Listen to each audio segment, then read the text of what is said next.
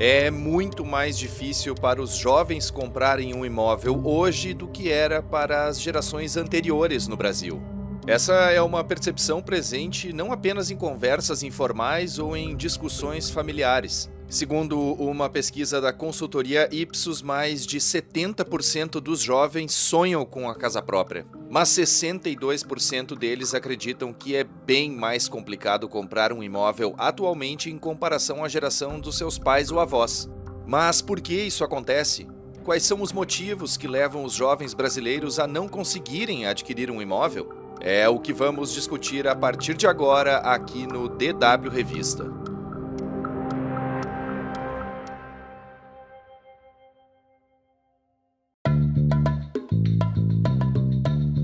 E está no ar o DW Revista, podcast produzido pela redação brasileira da DW e publicado todas as sextas-feiras no YouTube e em plataformas de áudio como Spotify, Deezer, iTunes, Google Home e Alexa.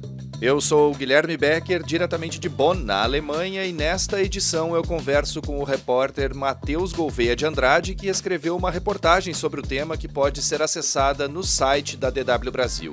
Os impactos disso na vida e no planejamento dos jovens são inúmeros e às vezes até não tão diretos, mas desde pessoas que ficam mais tempo na casa dos pais para poder economizar, até casais que revêem suas perspectivas de terem filhos.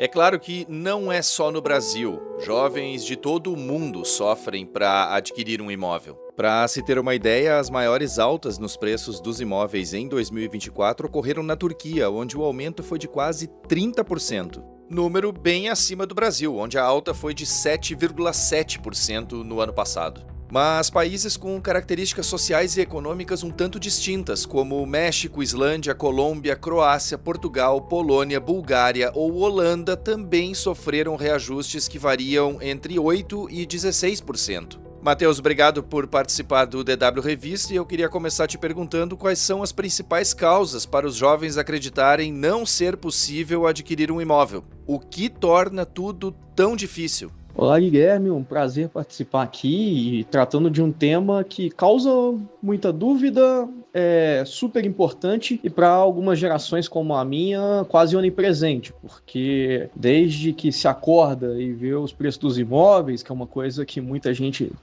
segue com essa rotina, até na conversa com os amigos de como se planejar para tentar adquirir alguma coisa, e nos memes também, que hoje fazem parte aí de uma fração bem importante da rotina de boa parte desses jovens. O preço dos imóveis preocupa, as pessoas realmente têm muita dificuldade em se imaginar conseguindo comprar alguma coisa, mas o fato de que isso é diferente das últimas gerações não está, às vezes, tão bem explicado. Tem dois fatores que contribuem muito para isso. Primeiro é a alta do preço dos imóveis, que realmente costumam estar acima da inflação e muitas das vezes o salário não acompanhou essa elevação também. Então, nos últimos anos, se você for comparar, várias das vezes aí o que um preço de um apartamento na média acabou subindo ao longo do ano ficou muito acima do que você teve de reajuste do salário da maioria das pessoas. Então, isso daí é um fator que acaba fazendo com que essa inflação pese muito. E o outro também é o custo dos financiamentos. A gente teve uma elevação muito relevante nas taxas de juros ao longo dos últimos anos.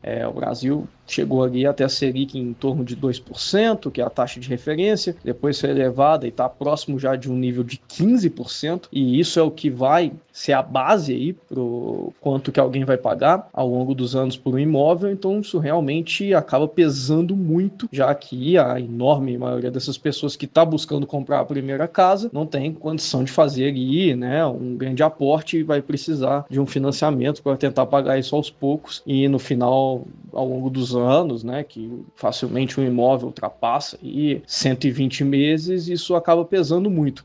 No tema da inflação, o Brasil destaca, é algo que a gente conversou aí com alguns especialistas, com a alta da mão de obra nos últimos anos, porque os trabalhadores do setor acabaram tendo, nesse caso, uma elevação maior. Hoje em dia não é tão tranquilo conseguir muita gente para construção civil, como já foi em outros períodos da história do Brasil, e isso, na hora de se observar ali o preço final de construção de um prédio, de uma casa, acaba tendo um impacto maior, e que é um fenômeno que já tinha acontecido em outros países há décadas, né? Inclusive, famoso caso de brasileiros que foram trabalhar na construção civil no exterior, seja na Europa, nos Estados Unidos, e nos últimos anos você teve também um pouco desse fenômeno sendo replicado no Brasil e que acaba sim afetando também, além de todos esses fatores que a gente já trouxe aqui, o preço final. Bom, dito isso, Matheus, é possível afirmar que é realmente mais difícil para a geração atual adquirir um imóvel em comparação às gerações anteriores, ou isso seria algo exclusivo apenas de uma parcela da população?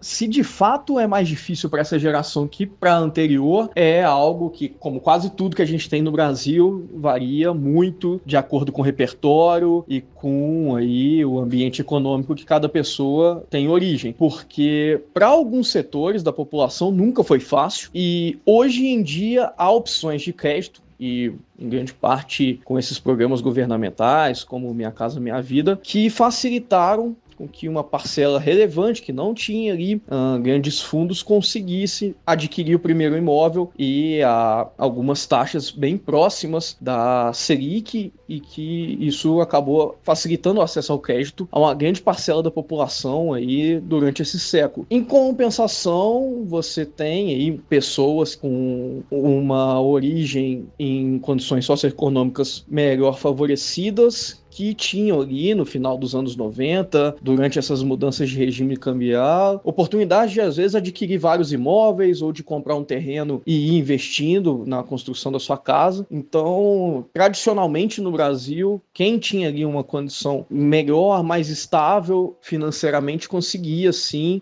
adquirir às vezes até mais do que o primeiro imóvel. Hoje, essa população já não conta com tanta facilidade e, em compensação, pessoas que historicamente não tinham tanto acesso ao crédito conseguem aí um financiamento para poder pagar ao longo dos anos e até adquirir esse imóvel com taxas bem mais baixas do que gerações anteriores. Então é um fator sim a se observar como que essa percepção, no caso do Brasil, tem uma diferença de qual geração anterior a gente está falando, né? Se é de pessoas que conseguiram ali, às vezes, né, nos anos 90, comprar não só o seu primeiro imóvel, mas também uma casa de praia, o que fosse, e daquelas que não tinham acesso ao crédito e que no Brasil foi muito facilitado ao longo desse século. Como é que foi a tua percepção ao falar com os jovens a respeito do tema?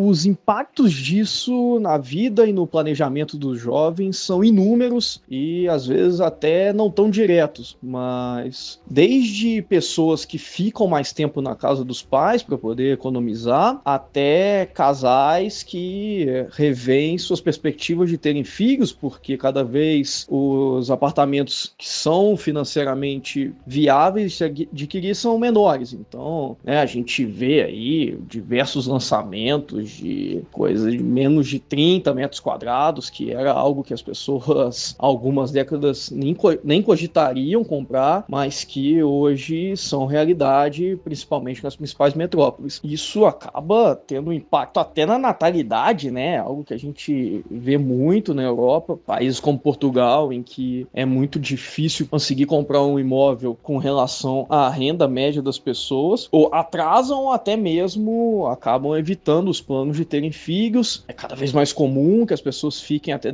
depois dos 30 anos na casa dos pais. Então, além do planejamento de tentar juntar um dinheiro para dar uma entrada ali um pouco mais alta e diminuir o pagamento dos juros a longo prazo, isso tem um reflexo na vida das pessoas, apartamentos menores, às vezes acabar ficando mais longe de onde planejava, ou mesmo buscar a saída de um trabalho remoto para não ter que ficar numa cidade mais cara. Matheus, e tem lugares onde o problema é maior mesmo? Quero dizer, os preços dos imóveis e a falta de moradia atingem mais os centros urbanos ou é uma dinâmica que também ocorre em cidades do interior do Brasil? Em geral, pelo mundo, os principais centros urbanos sofrem muito mais com isso. Citando aí mais uma vez os países europeus, Portugal, que Lisboa e Porto têm um diferencial de preço muito grande em relação ao interior do país. A Espanha também é muito notória nisso. Falando de América Latina, Buenos Aires é muito mais cara que o resto da Argentina. No Brasil não é tão diferente quando a gente observa a inflação ao longo dos últimos anos de Rio, São Paulo, são cidades que se destacam bastante, mas quase todas as regiões do país você tem cidades, e principalmente capitais, em que subiu muito o preço desses imóveis, né? João Pessoa é um caso muito notório dos últimos anos, um fluxo grande de gente que pode trabalhar remoto, nômades digitais, até aposentados, buscando ali a qualidade de vida perto do litoral. Então é um problema que o país enfrenta quase como um todo, mas que, claro, fica acentuado numa cidade como São Paulo, em que estão ali as principais opções de trabalho, que você acabar morando longe do centro pode te complicar bastante, sem muitas opções de transporte, então as zonas próximas às estações de metrô normalmente têm uma valorização muito mais alta, então é algo de oferta e demanda, como a maioria dos bons empregos e boas oportunidades estão nessas cidades, as pessoas acabam indo para elas em uma proporção maior e, claramente, os bairros com melhores acessos, melhores condições, mais próximos do trabalho também, e acabam concentrando mais pessoas e com uma inflação maior por conta dessa procura. Mas hoje já dá para dizer sim que é algo que atinge quase todo o país. Bom, na abertura desse episódio eu citei exemplos também de outros países onde a inflação da moradia cresceu no último ano. Definitivamente a dificuldade para comprar um imóvel não é exclusividade do Brasil. Mas aí eu te pergunto, Matheus, o que tem sido feito para tentar mitigar o problema? Ou, na prática, o que pode ser feito para solucionar o problema? Pelo mundo, a gente está tendo dois grandes vilões sendo apontados por governos de todas as matrizes políticas, né? Que são os alojamentos de curta duração, nomeadamente o Airbnb, e a compra de imóveis por estrangeiros. Em boa parte da Europa hoje você já tem restrição a esse tipo de aluguel, a Barcelona buscando até mesmo bloquear o Airbnb dentro de alguns anos, os Estados Unidos vai na mesma direção, você tem ali cidades em que em boa parte do seu território já não é possível oferecer mais alojamentos locais. Em Barcelona, a gente tem esses protestos contra os turistas semanalmente, com muita frequência. Então esse é um lado que está sendo muito buscado. Bom, ao redor do mundo, muitas soluções e limitações foram tentadas, mas até agora bloquear esse tipo de aluguel não surtiu grande efeito em nenhum dos lugares observados. E, por outro lado, também você tem essas restrições à compra de moradias por estrangeiros. O Canadá e a Espanha estão basicamente querendo proibir, no caso da Espanha, aos cidadãos de fora da União Europeia. Portugal reviu a sua política que permitia a cidadania para aqueles que comprassem um imóvel acima de 500 mil euros. Isso foi muito apontado nos últimos anos como uma das razões pela alta dos preços no país. Mas até agora, esse lado de tentar proibir turistas ou estadias não está resultando muito, e tampouco há muita expectativa de que acabar com a compra por estrangeiros possa resultar num aumento de oferta ou uma diminuição de preços. O que sim os especialistas apontam que é algo favorável é redesenhar a oferta de imóveis na cidade, principalmente investir em moradias sociais, buscar aumentar o chamado estoque de habitações, fazer com que as pessoas tenham locais próximos próximos ao centro em que possam comprar a preços acessíveis, e aí sim esse tipo de ferramenta está sendo muito buscada. Talvez a longo prazo sim acabe surtindo mais efeitos do que ir pelo lado de proibir a demanda, né? Realmente buscar aumentar a oferta, e casos como o Minha Casa Minha Vida do Brasil, em que você tenta possibilitar melhores financiamentos, também são muito bem vistos e são uma opção aí para lidar com essas altas taxas de juros. Matheus, para finalizar, é possível dizer que o pessimismo e a desesperança dos jovens em relação à compra da casa própria tende a aquecer ainda mais o mercado do aluguel no Brasil? No Brasil, a gente não tem um mercado de aluguel tão relevante proporcionalmente quanto em outros países, e o que a gente está observando é que sim, vai ser cada vez mais buscado, com as pessoas precisando morar, por exemplo, num grande centro e sem a condição de ter o seu imóvel. O que sobra realmente é ficar no aluguel por anos a mais, e isso tende a aumentar a demanda e, consequentemente, os preços que são cobrados, né? Quando a gente observa aí a inflação, não só do preço do imóvel, mas também do que é cobrado no aluguel nos últimos anos, também aumentou na maioria dos lugares, sendo a solução e sendo o que as pessoas precisam para poder se manter. É uma possibilidade, sim, de que fique cada vez mais difícil pagar um aluguel, e a gente já vê, por exemplo, o reflexo disso nos chamados co-livings, que cresceram muito, especialmente em São Paulo nos últimos anos. Não são muito diferentes do que o que a gente chama de república para os jovens, né? São uma solução ali para você pagar menos, e hoje você já tem co-livings com trabalhadores de anos no mercado de trabalho, mas que tem nessa uma opção também para conseguir ali economizar e acabar podendo se manter em um lugar com os preços mais altos. E é uma tendência que a gente observa cada vez mais. Na Europa, há muitos anos, pessoas já depois de formadas, por exemplo, buscam aluguel em quartos, às vezes até dividindo com 3 pessoas, ou até mais, em casos ali mais extremos. E é uma possibilidade no Brasil também, que era muito comum que as pessoas pudessem alugar os seus próprios espaços, mas com preços cada vez mais altos e proibitivos, dividir por mais anos seja uma solução.